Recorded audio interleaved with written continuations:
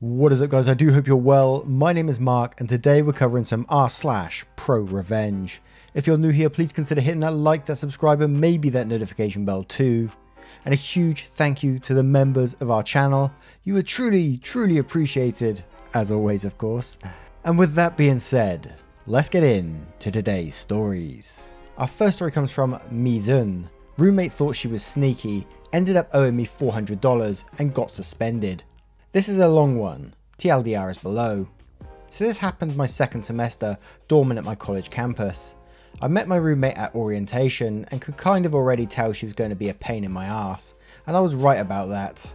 I planned on moving rooms to get closer to some friends the next semester, but let me get to the story that led to my revenge. On our campus you had to pay for meals using your student ID, which had a certain amount of money on it each semester.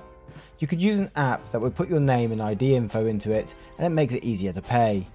But the name and ID must match for it to work, which will be important later. Any funds from the fall semester would roll over into the spring, but then the end of spring it would just expire. Because of this, and because I only ate once or twice a day, I had saved a ton up on my card. My roommate on the other hand did not.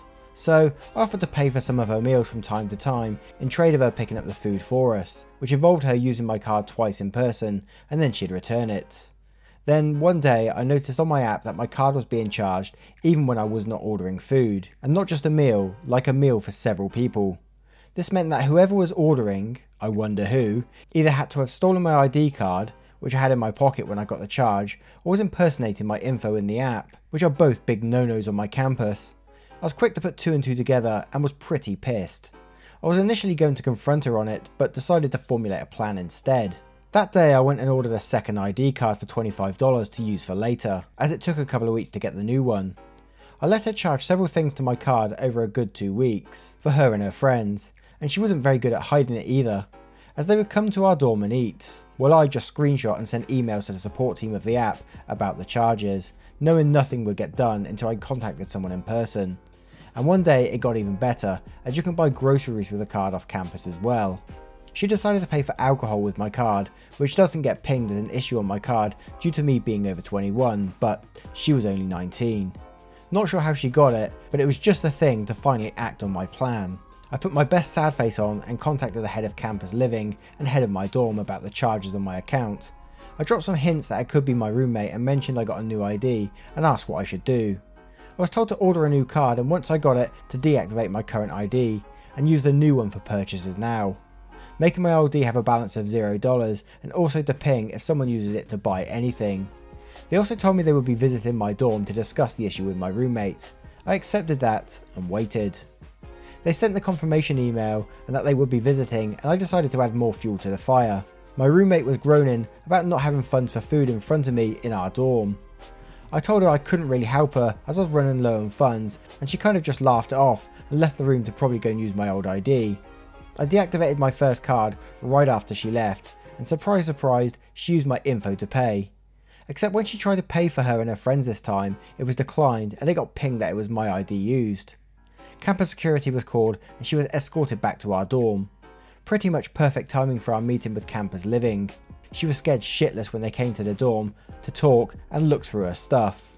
On her phone, still logged into the app, was my ID information and name, and in her dorm closet was a half full bottle of cheap vodka, and on my phone was a screenshot of said unauthorised vodka purchase.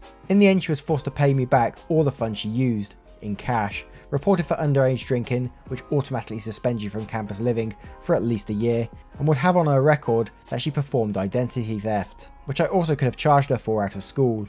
In the end, I got to have my own dorm for the remainder of that semester, and even part of the semester after, because it wasn't put as an available room for the new dormers. I did get all my money back from her parents, who were embarrassed and apologised profusely, and when she did eventually come back to campus, no one wanted to dorm with her because they knew she had stolen her roommate's ID. I think in the end, she rented off campus. My favourite part of that story is when she sort of laughed, when she asked to borrow some money from you, and she laughed it off and then went and used your ID, and then came back, and then shit hit the fan. That must have been glorious to watch. You must have been grinning like a Cheshire cat. Our next story is from a certain technician. Redneck thinks it's funny to yank out mailboxes. My dad makes him pay. Disclaimer, this happened a long time ago, but still makes me giggle to this day. So back in the day, mid-90s or so, my family lived in a log cabin on 10 acres of land in a rural area, 10 minutes or so out of town. It wasn't totally the sticks, but you could definitely hear banjo music in the background sometimes. At the end of our nearly quarter-mile long driveway was one of those roads that was also technically a state highway. In the AM, I'd trudge down to wait for the bus. When I got home, I'd grab the mail and carry it back. Until one Monday morning, when I went out and noticed the mailbox was gone. On closer inspection, it looked like it had been ripped out of the ground. Dad was obviously not pleased. He went to talk to the county sheriff, who happened to live a mile down the road. Turns out it had been happening up and down the road for months. Someone was tossing a chain over the mailboxes and yanking them out with their vehicle.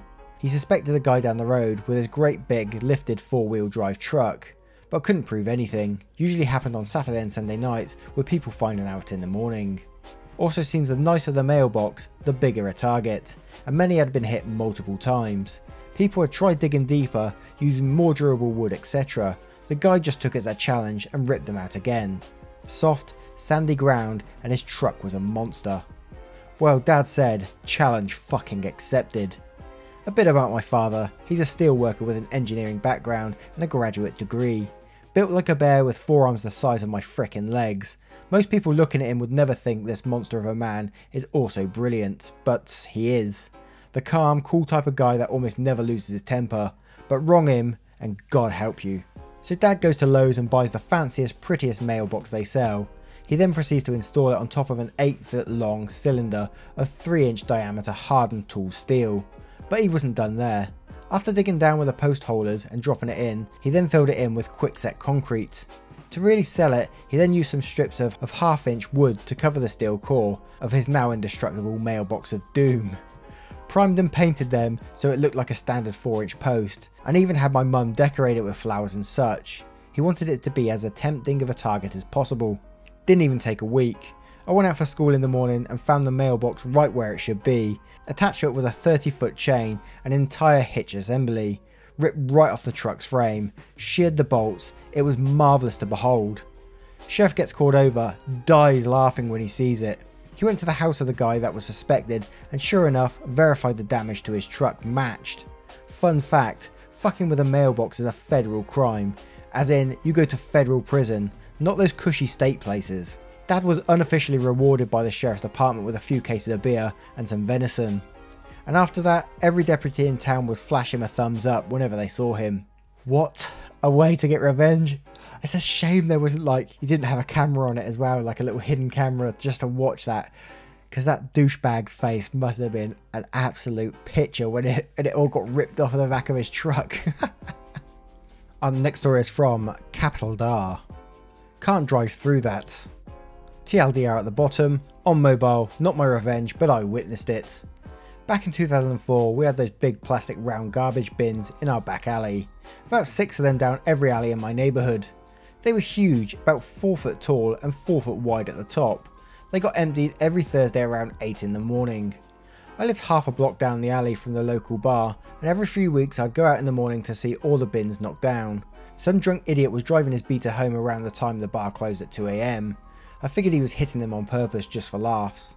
Once winter came, the plastic got more brittle, and every bin that was hit got cracked or destroyed.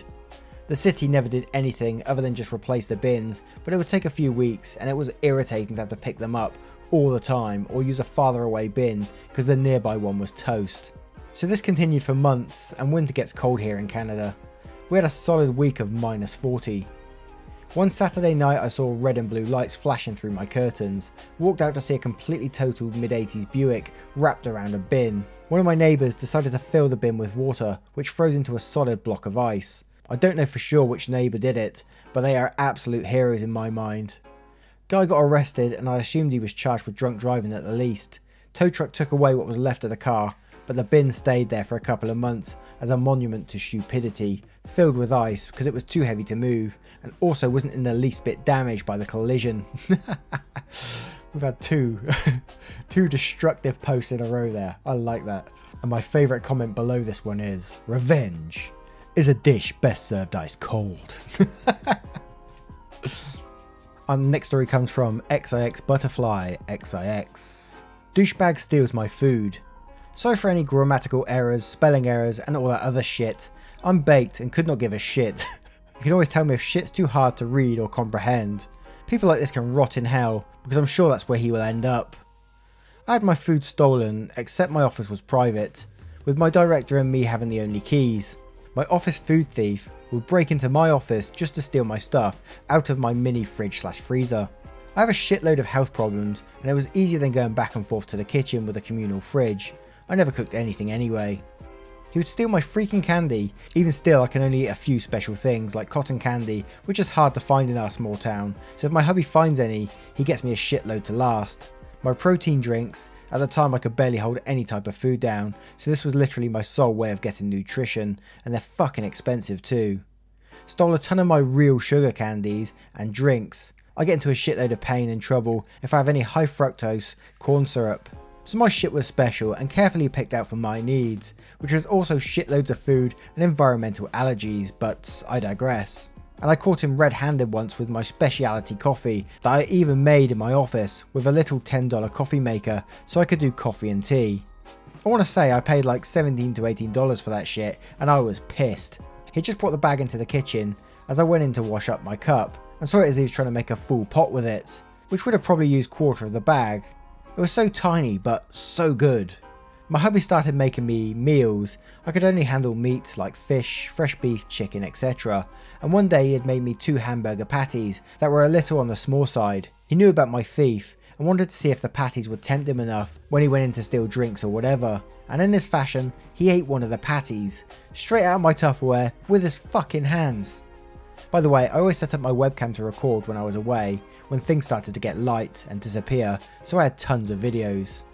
I would usually only be gone for about an hour depending on what I had to do, and by God, he never wasted a chance. I ended up going to our executive director, head honcho, basically CEO, just for a non-profit, and had my director in his with me. We worked in different departments, but in the same office, and the directors were at our central office. I explained how I asked him on many occasions to leave my stuff alone. I also mentioned that legal action could be taken since my office had been locked at all times if I wasn't there because of extremely sensitive documents, social security numbers, license numbers, shitload of bank account numbers, etc. This was a big deal because he was violating HIPPA and going against company policy, and also him breaking into my office to steal snacks. I'd never been happier for our food pantry having a shitty door, so at least he couldn't get to the food meant for clients. Needless to say, after I started that small thunderstorm, it turned into a fucking shitnado because of all the questionable and shady shit he was doing. It came out he was stealing money from clients, low-income clients. It's a non-profit that serves low-income and disabled families with a food pantry, heating assistance, rent assistance, you get the picture. So these poor people, no pun or offence intended, I just felt horribly for them after I found this out, who were already broke and down on their luck, would get into his bus, like a small church bus, and he would be selling shit. It wasn't good shit either, it was all the shit he brought at auction. He would get expired food, expired candy. Aside, who the fuck auctions off expired candy? Shitty old decor things that he made, like the time he drawed a plastic bedpan on top of an old wagon. Dude's a fucking lunatic. And there was so much other shit going on. Apparently my food and drinks weren't the only ones being stolen. People just thought that they were going through it faster. Thankfully, with my webcam videos, I'd edited it down just to him coming in and getting things, and it was still almost 30 minutes long. He was fired, poor, gone for good. What's the expression? Don't let the door hit your ass on the way out, or something like that, I don't know. His wife also worked with us, ended up in my county, while also working with hers where she would do one county during one day, and the other office the day after and repeat. She's a fucking dumbass too. It took me 2 years to train her, and she still fucks up. I left in February of 2017, when I just got too sick to continue. Just found I have MS, which explains some of the bodily betrayal, and since I left, I get an average of 30 Facebook messages a day when my clients look me up on there so they could complain about what was going on. But obviously the only thing I can do now is just give the clients the central office number and extension for our director. So, to end this ridiculous rant, it fucking sucks ass to have bitches steal your food, especially in my case where I have such a restricted diet. Now, in the industry he was in with a non-profit, he would drive the small bus I mentioned. It has 10 seats but 2 can fold up for a wheelchair to be put on. He was also supposed to get his CDL so he could drive the bigger buses from the NP. He was also asked to do this in 2012 and, surprise, he still hasn't gotten it. His wife is a huge gossip with the other drivers since he used to be one. Oh, and our company? It's the only one in the 10 counties that are all wrapped up around our county. So he won't be rehireable because of the theft and more shit that came to light after he left, like seriously slacking on paperwork. We get government grants to run the company, so this is a huge deal. So now he's basically blackballed unless he wants to drive a school bus, which he will still need a CDL for. Even the garbage companies around here won't hire him because of the anonymous letter to all the ones within 50 miles. He did the trash collector thing for like 24 years before he changed to the bus. Still confused on how he drove the garbage truck before he started, now that I think about it. He has his own company, so I'm thinking maybe he just drove it with a regular license and praying not to get in an accident or pulled over, which is hella crazy to think about, but possible I guess. Moral: don't be a fucking twant and steal other people's food. Thank you for reading my rant. Yes, I think that was an insane rant. And for people wondering like how he got into like the office that was locked, the OP said in one of the comments below, apparently he was using like a library card because the door was so weak, so he could literally slide his card in to unlock the door. Classic like CSI stuff. Anyway guys, I hope you've enjoyed today's stories, and if you did, there's another one on your screen right now. Don't forget to click it to have another little binge or whatever you fancy doing. You know what to do. And if you did enjoy, don't forget to click that like, that subscribe, and maybe that notification bell too. Thank you once again, you are truly appreciated, and I will see you in the next one. Take care now. Goodbye.